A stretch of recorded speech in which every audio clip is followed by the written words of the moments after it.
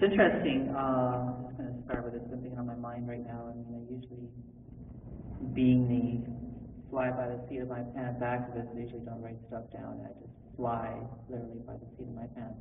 And it's a good thing I have good pants. I got some stuff I wrote down I feel is important to talk about. So I've invested some effort, which is kind of amazing considering my day so far. I'll start out with acknowledging that we're on unceded Coast Salish territory, traditionally the Tsleil-Waututh, which is more popularly known as the Burrard Nation. And I go on to a little bit more of a rant where I publicly denounce the Queen, her cronies, and as well as Bill C-31, which is the Indian Act. Part of my heritage is that my mother is from the Peguis First Nation, which is based in central Manitoba, and I'm registered with them, whatever the hell that means. I'm privileged to be speaking at this event. I acknowledge my privilege and that much of what I do comes from a place of humility and service towards social justice for everybody. I'm taking up some space tonight, and this is a huge space. So apparently I have a lot of work to do. I'm ever evolving and challenging. I was raised in an oppressive, classist, racist, homophobic family, and I have been diminishing that historical significance of my being for a long time and committing to do so.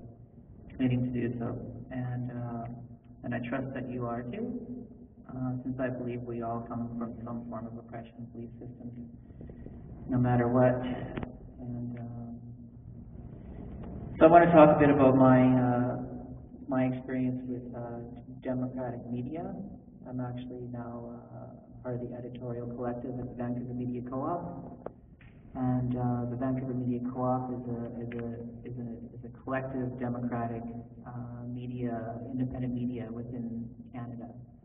And we're currently going to be meeting in Montreal to talk about the formulation of policy on all levels, financially, anti-oppression policy, which is something that I certainly have a great stake in. And we'll be speaking for while I'm in Montreal in a month from now, and looking super forward to it. Once again, I'm really privileged to do that, and I don't take it for granted for a second. And I believe that democratic spaces are really important, and they're very, very difficult to maintain, but they're about as necessary as they are to breathing and living in this so-called democratic country. I don't know if I really want to rant about any of the so-called major corporate media in this country. I think a lot of it's absolutely atrocious, and needs to be called out at any opportunity possible.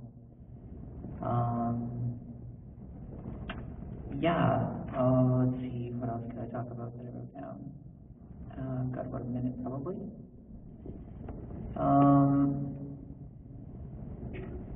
On this International Human Rights Day, I mean, I talk about, I was an anti-oppression activist who resides in the downtown east side. I'm also becoming involved in a democratically elected board that represents low-income residents in the downtown east side, which has historically been marginalized by the state, the city, this whole system that we all seem to operate within. It's very disempowering as far as I'm concerned, right? Well, tons of backroom deals are being cut right now about all the parcels of land in the downtown east side, and there's very little consultation with anybody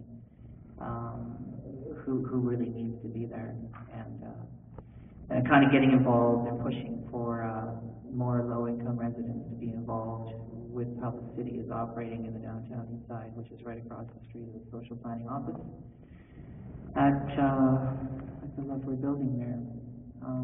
Other than that, I mean, it's good to be here, and I'm looking forward to communicating more about what I believe in. Thanks. Thanks, Timmy. And our final opening statement from Harsha Mali. Thanks. Thank you everyone for being here. Thank you, Sid, for organizing. I'd like to start by acknowledging the unceded Coast Salish territory, Burrard and West Tsleil-Waututh and Squamish land. Since it's 5 minutes, it was a little bit hard to figure out what to talk about. So I won't, as Tammy said, rant and rave about the nature of media or all the very glaring examples that we have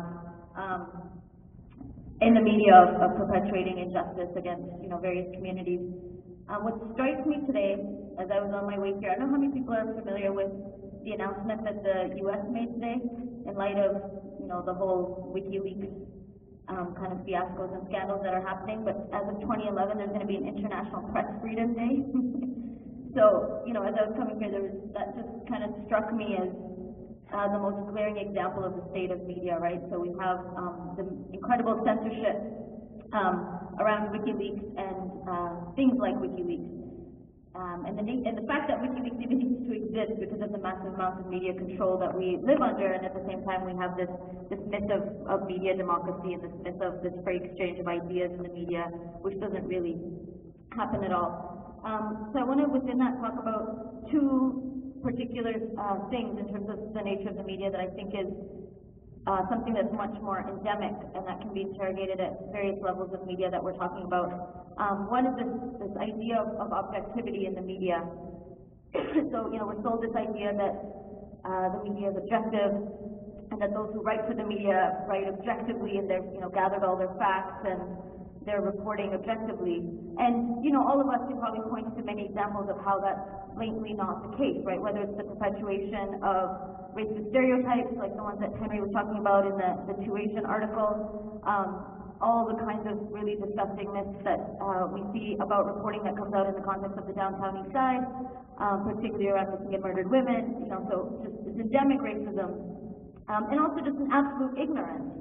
So in the context of the work that I do with Known as Legal, which is a migrant justice group, we have for years filed CRTC complaints every time there's a media story about how someone is an illegal, because it's the most common way to discredit the modes of migration that people come in, although being an illegal is actually not a factually legal term. But I won't get into that. But, we've consistently filed CRTC complaints about factual inaccuracies, and, people here, Sid has so much experience around that as well. So not only is there, consistent lack of so-called objectivity in the media, but that those who then respond to this lack of objectivity become positioned inherently as people who are special interest voices or who are subjective, right? So every time people of color speak out against racism in the media, they're seen as not objective because they're speaking out against racism.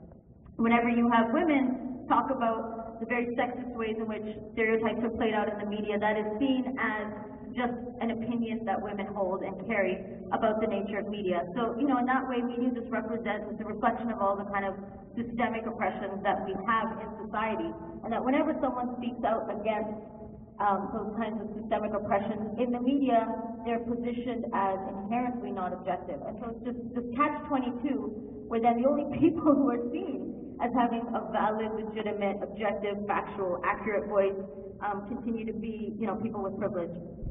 And the second point I wanted to make quickly was along the lines of what Tammy was talking about, which is also, regardless of the type of media that is out there, it's very rare to find radically democratic media.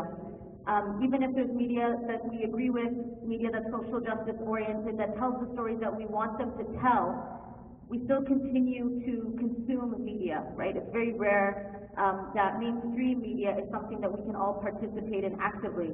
And so it's not just about ensuring that media is, more accountable, for lack of a better word, but that also we need to be ensuring that we are much more active participants in media and creating and supporting spaces that are radically democratic in the ways in which media is produced.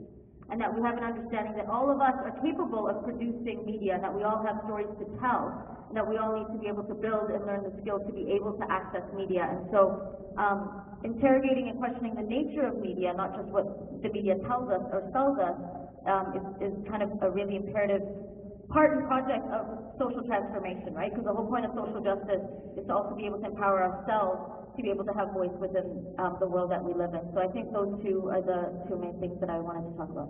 Thank you. Very impressive. You all hit 5 minutes. I think Harsha was closest on the clock. Okay, so I'll ask a couple of questions and then we can open the floor to people. One of the things, 3 of the people on the panel actually have participated in the mainstream media to quite a great degree. I think, David Eby, you're on CBC Radio and be on TV and write articles in various places. Same with Harsha. Henry was just in the Weekend Sun, and he's written for us. I'm wondering to what degree you think people should be putting their energy into mainstream media or into creating their own media, or whether they should be doing both, and whether you want to comment about that. And we'll start with Harsha. Like, why do you write for the mainstream media if you feel it's so aggressive? Oh, I struggle with that all the time. I think it's a fair question. And I mean, I think for me, as someone whose priority is within social movements, I think the priority is to be engaging in creating radical media, and DMC is an incredible example of that in terms of the form of media.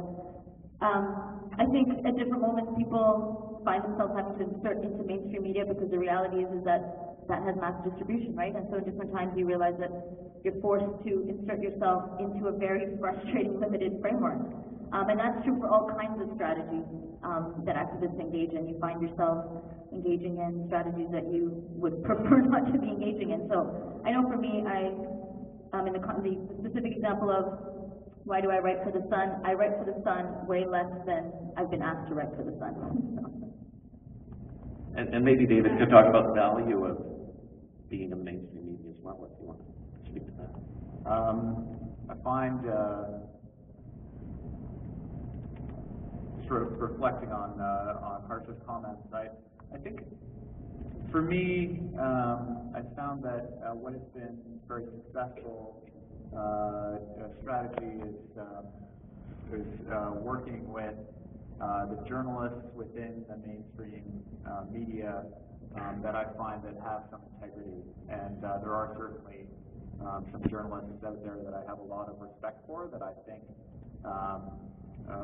whether they succeed or not every time do aspire to tell the stories, to do the research, to sort of be this concept that we have of the investigative journalist putting the stories out there, and there are many different ways of thinking about that. And I don't think that the story about democratic or anti-democratic media is necessarily told by, although it's a huge part, it's not necessarily told by the distribution numbers alone, or the corporate ownership alone, or the publisher alone. I think that you can find examples of positive journalism in almost every form of media except for maybe the National Post. I was going to say that. Yeah, in many forms of media that we can otherwise be generally critical of.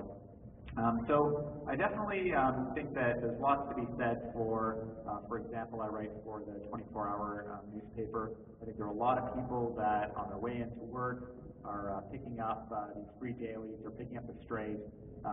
This is media, the only media that they may consume at all. And to be able to have a column in there in my own words, written exactly how I would like to write it, unedited, and to speak to, it's like 100,000 people on their way into work that I can't reach any other way. I think that is a huge benefit. And I really respect some of the reporters within that magazine, within all of the various media that I think. Thanks.